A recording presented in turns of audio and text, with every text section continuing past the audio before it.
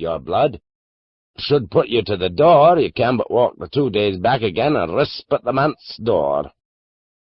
But I would rather hope that you shall be well received, as your poor father forecast for you, and for anything that I can, come to be a great man in time.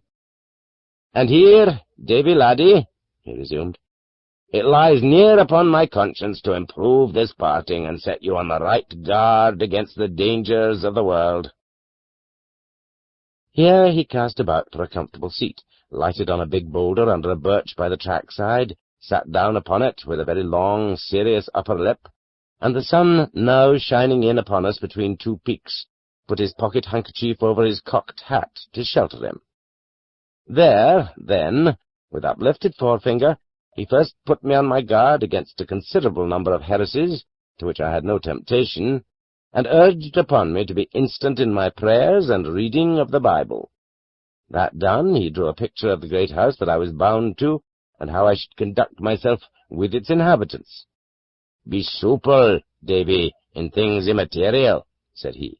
Bear ye this in mind, that though gentle-born you have had a country rearing. Dinna shame us, Davy, and dinna shame us, in yon great muckle house with all these domestics, upper and under.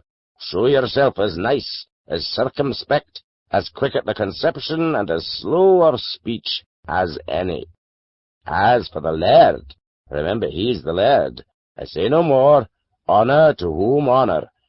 It's a pleasure to obey a laird, or should be, to the young. Well, sir, said I, it may be, and I'll promise you I'll try to make it so. Why, very well said, replied Mr. Campbell heartily. And now to come to the material, or, to make a quibble, to the immaterial. I have here a little packet which contains 4 things.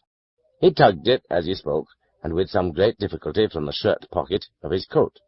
Of these 4 things, the first is your legal due, the little pickle money for your father's books and plenishing, which I have bought, as I have explained from the first, in the design of reselling at a profit to the incoming dominie.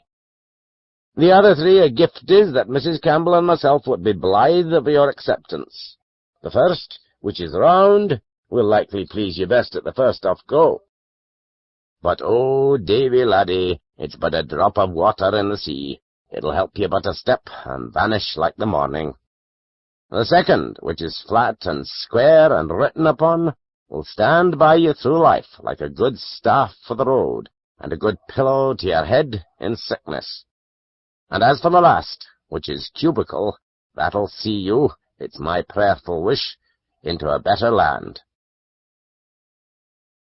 With that he got upon his feet, took off his hat, and prayed a little while aloud, and in affecting terms, for a young man setting out into the world, then suddenly took me in his arms, and embraced me very hard, then held me at arm's length, looking at me with his face all working with sorrow, and then whipped about, and crying good-bye to me, set off backward by the way that we had come at a sort of jogging run. It might have been laughable to another, but I was in no mind to laugh. I watched him as long as he was in sight, and he never stopped hurrying, nor once looked back. Then it came in upon my mind that this was all his sorrow at my departure, and my conscience smote me hard and fast, because I, for my part, was overjoyed to get away out of that quiet countryside, and go to a great busy house, among rich and respected gentlefolk of my own name and blood. Davy, Davy, I thought, was ever such black ingratitude? Can you forget old favours and old friends at the mere whistle of a name? Fie, fie, think shame. And I sat down on the boulder the good man had just left, and opened the parcel to see the nature of my gifts. That which he had called cubical I had never had much doubt of. Sure enough it was a little Bible to carry in a pladnuk. That which he had called round I found to be a shilling piece, and the third, which was to help me so wonderfully both in health and sickness all the days of my life, was a little piece of coarse yellow paper, written upon thus in red ink. To make lily of the valley water. Take the flowers of lily of the valley and distill them in sack, and drink a spoonful or 2 as there is occasion. It restores speech to those that have the dumb palsy. It is good against the gout. It comforts the heart and strengthens the memory. And the flowers, put into a glass, close stopped, and set into one ain hill of hants for a month. Then take it out, and you will find a liquor which comes from the flowers, which keep in a vial. It is good, ill or well, and whether man or woman. And then, in the minister's own hand, was added, Likewise for sprains, rub it in, and for the colic, a great spoonful in the hour. To be sure, I laughed over this, but it was rather tremulous laughter, and I was glad to get my bundle on my staff's end and set out over the ford and up the hill upon the farther side, till, just as I came on the green drove road running wide through the heather, I took my last look of Kirk Essendine, the trees about the manse, and the big rowans in the kirkyard, where my father and my mother lay. Chapter 2. I come to my journey's end. On the forenoon of the second day, coming to the top of a hill, I saw all the country fall away before me down to the sea, and in the midst of this descent on a long ridge, the city of Edinburgh smoking like a kiln. There was a flag upon the castle, and ships moving or lying anchored in the firth, both of which, for as far away as they were, I could distinguish clearly, and both brought my country heart into my mouth.